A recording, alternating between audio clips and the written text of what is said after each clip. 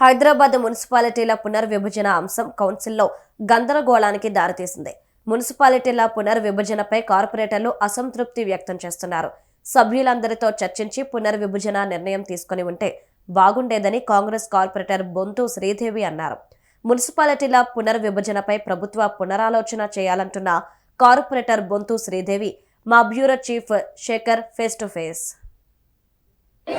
Right, Congress party corporator Sridevi గారితో ఉన్నాం. చెప్పండి, అసలు ఏం జరిగింది? గందరగోళం ముఠావుటిన ఎందుకు జరిగింది? వాడివేడిగా జరుగుతున్న వాడివేడిగా ఏం జరగలేదు. మరి ఉదయం నుంచి కౌన్సిల్ సెక్షన్ మరి ఈరోజు హైదరాబాద్ విశ్వనగరాన్ని 150 డివిజన్ల నుంచి 300 డివిజన్లకు పెంచుతున్న శుభ సందర్భంలో మరి కార్పొరేటర్స్, ఎమ్మెల్యేలది, ఎక్స్ అఫిషియో మెంబర్స్ యొక్క సలహాలు, సూచనలు తీసుకొని మార్పులు చేర్పులు చేద్దామని గౌరవ మేయర్ గారు ఇక్కడ మీటింగ్ పెట్టడం జరిగింది.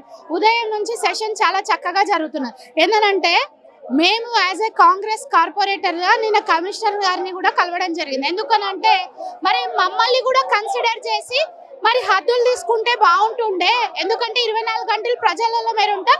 ఇప్పుడు నా డివిజన్ తీసుకుంటే 2 పార్ట్లు చేసిండ్రు. సో 2 పార్ట్లు చేసినప్పుడు ఒక డివిజన్ బాగుంది, ఇంకో డివిజన్ కాలనీలు వేరే కాలనీలకు మెర్జ్ అయినాయి. సో అట్లా చేసినప్పుడు ఏంటంటే ఇక్కడ ఎక్కువ సంఖ్యలో వస్తుంది, ఇక్కడ జనాభా ఎక్కువ వస్తుంది. అంటే ఇక్కడ 30 నుంచి 35 వేలు వస్తుంది, ఇక్కడ 17 వేలే వస్తుంది.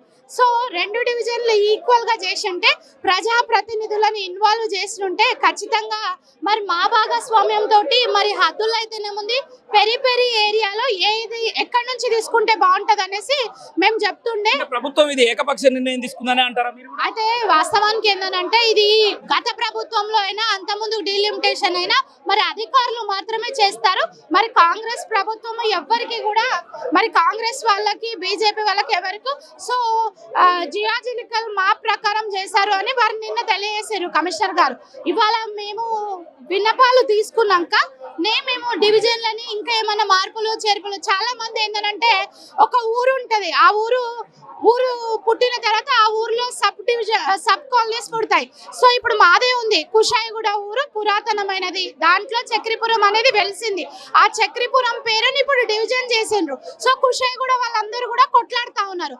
సో ఇట్లా ప్రతి ఒక్క డివిజన్ లో కాలనీలు పెరగడం కానీ తగ్గడం కానీ, కాలనీల పేర్లు వివిధ రకాలుగా పెట్టడం కానీ అంటే కరెక్ట్ గా జరగలేదు అనేది విమర్శలు వినిపిస్తాయి. ప్రధానంగా బీజేపీ ఆరోపిస్తున్నది ఈ డీలిమిటేషన్ అనేది దారుసలాం ఎంఐఎం కు ఫేవర్ చేసే విధంగా ప్రభుత్వం నిర్ణయం తీసుకుంది. కాంగ్రెస్ పార్టీ దారుసలాంలోనే ఈ నిర్ణయం జరిగిందని బీజేపీ ప్రధాన లేదు, వాళ్ళు ఊరికేనే బట్టగాల్చి మీదేస్తా ఉన్నారు. సో అట్లాంటిది ఏమి జరగలేదు. వాళ్ళకి ఎప్పుడు తెలుసో మాకు కూడా అప్పుడే తెలుసు, బీజేపీ వాళ్ళకి ఎప్పుడు తెలుసో మాకు కూడా అప్పుడే తెలుసు. మాకు 9వ తారీఖు మాకు నోటీసులు ఇచ్చిన తర్వాత ఓహో అయిపోయిందా అనేది మాకు అర్థమైంది. వాళ్ళు ఓన్లీ బట్టగలిసి వీళ్ళేంటారు, కాంగ్రెస్ వాళ్ళు ఎంఐఎం వాళ్ళు కలిసి అంటారు. మేమంటాం అసలు మాకు తెలియదు అంటారు. చాలా స్పష్టం. మేయర్ కు డిప్యూటీ మేయర్ కూడా చెప్పలేదు. వాస్తవానికి మేయర్ కి డిప్యూటీ మేయర్ కి కూడా తెలియదు. నిజంగా మాకు తెలియదు అన్న, మాకు తెలియదు, వాస్తవానికి మాకు తెలియదు. ఫైనల్ గా మీరు డీలిమిటేషన్ పైన అధికార పార్టీలో ఉన్నారు, ఎట్లా ఏమంటారు? దీన్ని యాక్సెప్ట్ చేస్తారు? డీలిమిటేషన్ అనేది యాక్సెప్ట్ చేస్తాము. ఎందుకనంటే కొత్త వారికి అవకాశం వస్తుంది, కొత్త డివిజన్లు పెరుగుతాయి. మరి కొత్తగా ఇల్లులు కనుక మౌలిక సదుపాయాల విషయంలో మరి డివిజన్ 50,000 60,000 ఉంటే మరి పనులు అనేటివి లెంతీ అవుతాయి, షార్ట్ గా పనులు చేయొచ్చు, అభివృద్ధి జరుగుతుంది. మరి ప్రజలకు కూడా అన్ని విధాలుగా ఉపయోగపడతాయి. కాబట్టి గౌరవ ముఖ్యమంత్రి రేవంత్ రెడ్డి గారి నాయకత్వంలో డీలిమిటేషన్ హర్షిస్తున్నాం, కానీ మార్పులు చేర్పులు కంపల్సరీ కావాలని కోరుకుంటున్నాం. ఫైనల్ గా మేయర్ గారు, కమిషనర్ గారు మీకు ఎలాంటి హామీ ఇచ్చారు? దీని మీద ఖచ్చితంగా మార్పులు చేర్పులు చిన్న అన్ని చేస్తామని మేయర్ గారు, కమిషనర్ చాలా సానుకూలంగా స్పందించారని తెలియజేస్తాం. ఇది పరిస్థితి.